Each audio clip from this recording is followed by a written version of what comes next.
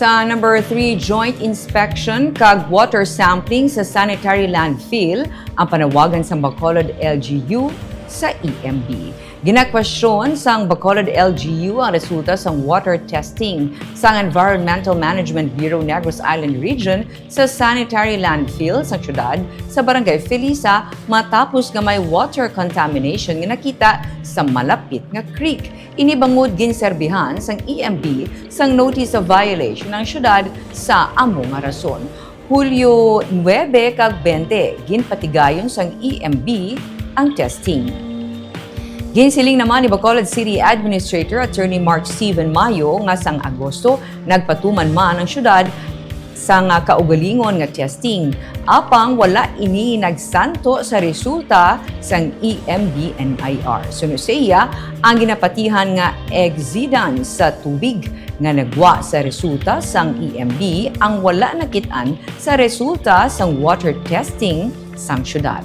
Agud matumod ang kamatuoran, nagpanawagan si Mayo sa EMB nga magpatigayon liwat sang joint inspection kag water retesting sa landfill agud ma-verify ang resulta. Naghatag na sang position paper ang syudad sa EMB-NIR matapos sa duha ka notice of violation nga ginpapanaog sa ila.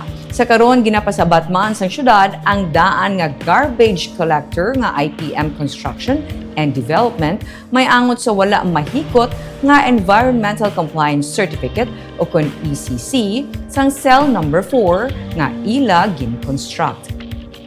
Nagaawas na ang cell number 4 rason nga ginagamit na sang syudad ang cell number 5 nga wala man sang ECC.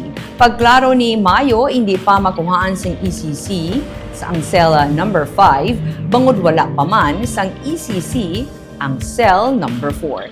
Gintinghuan man sang Digicast Negros nga makuhaan sang bahin ang EMB-NIR. May angod sa ginaalegar, wala magsanto nga resulta sang water testing. Apang wala pa ini makasabat as of press time.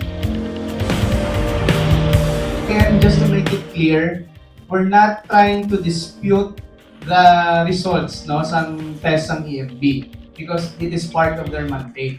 Ang amon lang sa parte sa syudad, naghimo man kita initiative to have our own test para mapakita na there has to be clarificatory conferences kung ano gid bala ang natabo sa pag-test ng July 9. Again, just to enlighten and to verify the process, muna kung diin naghalin ang tubig, no, ang chain of custody, so on and so forth. And at the end of our position paper, isa to sa mga ging-ayo natin sa EMB, kung pwede may joint resampling, joint inspection, if they would be willing, and of course, the city is very much ready to have such joint resampling with EMB and IR. Okay.